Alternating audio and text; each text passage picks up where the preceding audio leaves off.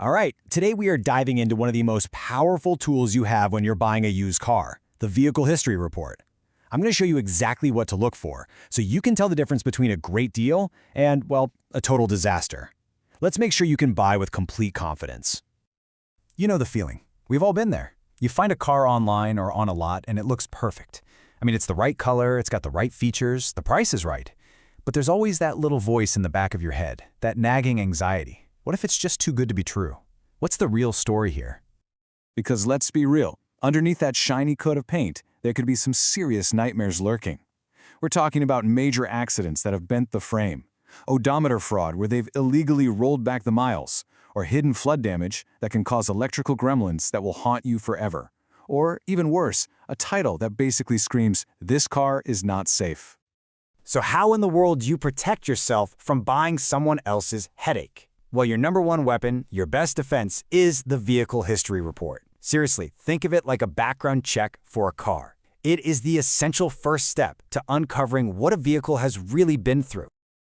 Okay, but to really get the most out of this, you gotta speak the lingo. These reports have their own language. So first things first, let's break down the key terms you're going to see. The first big one you need to know is branded title. Think of this as a giant flashing red light on the car's permanent record. It's the state officially saying, hey, this car has a seriously troubled past. It could be from an accident, a flood, you name it. If you see this term, your detective work is just getting started. And that often leads to the most serious brand of all, a salvage title. I want you to really focus on that key phrase, total loss. An insurance company whose entire business is calculating risk and cost looked at this car and decided it would cost more to fix it than the car was actually worth. They literally wrote it off. That is a massive, massive red flag. So what's actually in one of these things? A whole lot of good stuff. You get the full ownership history, you see a timeline of any reported accidents, and of course, that all-important title status. But you also need to look at the odometer readings over time. That's how you spot fraud. And definitely check for open recalls. Those are free repairs the manufacturer owes you. All right, you know the terms. Now it's time to put on your detective hat. We're not just going to read the report, we're going to interrogate it. Let's go hunting for those warning signs that tell you to just walk away.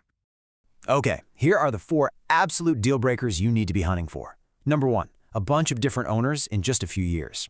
You gotta ask yourself, why was everyone so eager to get rid of this car? It usually means there's a problem that just won't go away. 2, any big accident. If you see airbag deployment or frame damage, that car's safety could be compromised for good. 3, odometer issues. If the mileage ever goes down, that is a huge sign of illegal tampering. And finally, number 4, that salvage title. It's your signal to stop and think very, very carefully. And look, if you need a real-world example of why this stuff matters, listen to this. This is a quote from a Reddit user talking about a flood-damaged car, and it just nails it.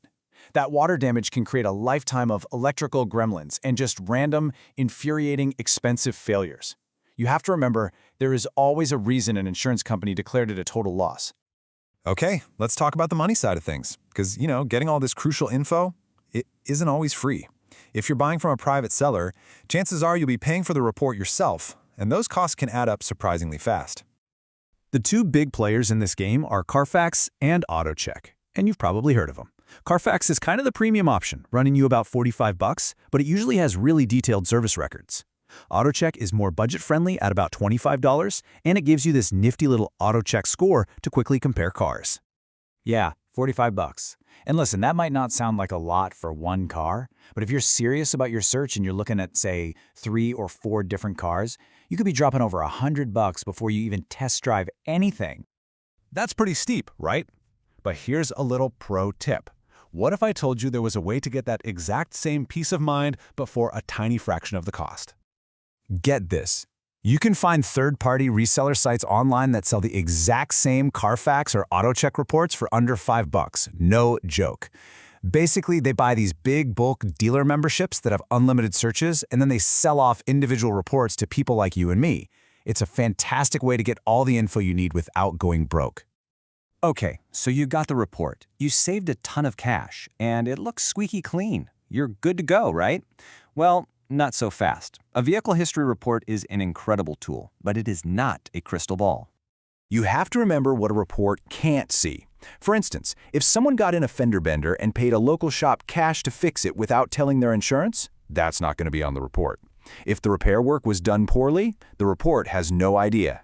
And most importantly, it tells you nothing about the current health of the engine, the transmission, or the brakes.